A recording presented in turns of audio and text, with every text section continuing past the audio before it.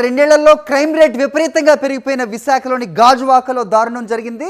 ఆరు బయట కూర్చున్న ఒక వ్యక్తిపై యాసిడ్తో దాడి చేశాడు వ్యక్తి.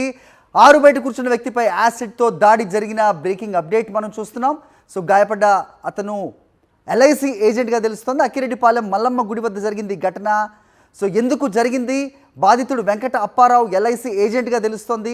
అతనిపై యాసిడ్ దాడి చేసేంత కక్ష ఎవరికి ఉంది అనేది ఇక్కడ తేలాలి. వెంకట అప్పారావుకు స్థానిక హాస్పిటల్లో చికిత్స జరుగుతున్న పరిస్థితి.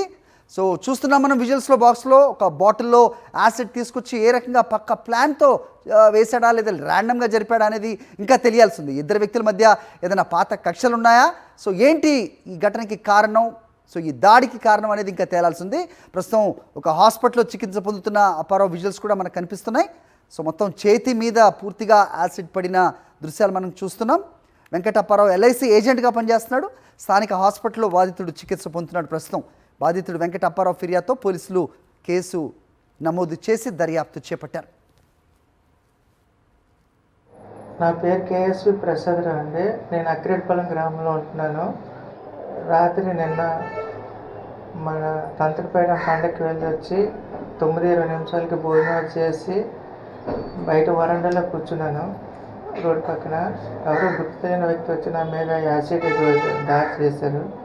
మొత్తం ఒళ్ళంతా ముఖం ఇదంతా కాలిపోయింది.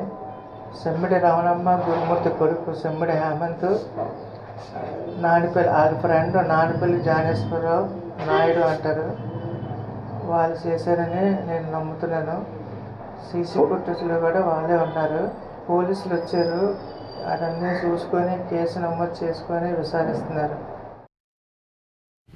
సరే ఒక అతను 3 సార్లు అంటే ఇలాగ వెళ్ళడం రావడం చేశారు సార్. మామూలుగా సరే వచ్చి బాటిల్తో ఇలాగ వేస్తారు సార్. వేసిన తర్వాత మళ్ళీ ఇంకా కొద్దిగా ఉందని మళ్ళీ రెండోసారి వేస్తారు సార్.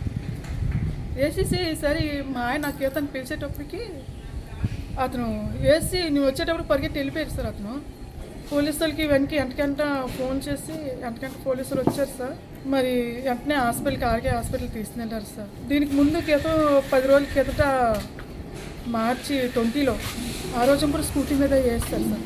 సీట్ కాలిపోయింది, ముందుకి కొద్దిగా స్కూటీ సైడ్కి ముందుకి వేస్తారు సార్. అప్పుడు కంప్లైంట్ ఇస్తే ఎవరి మీద డౌట్ ఉందమ్మా, ఎవరి మీద డౌట్ ఉంటే చెప్పండి, యాక్షన్ తీసుకుంటాం అన్నారు సార్ పోలీసులు. మా ఆయన మీద యాసిడ్ వేసిన మాకు ప్రాణహానిగా ఉంది సార్. చాలా భయంగా ఉంది. పోలీసులు మీరే మాకు చూడాలి సార్, న్యాయం చేయాలి సార్, తప్పకుండా న్యాయం చేయాలి సార్. మేము తిరగలేకపోతున్నాం సార్. మాకు భయంగా ఉంది సార్. రేపు పొద్దున్న మాకు ఏమవుతుందో ఇంకే ఏం చేస్తామని భయంగా ఉంది సార్.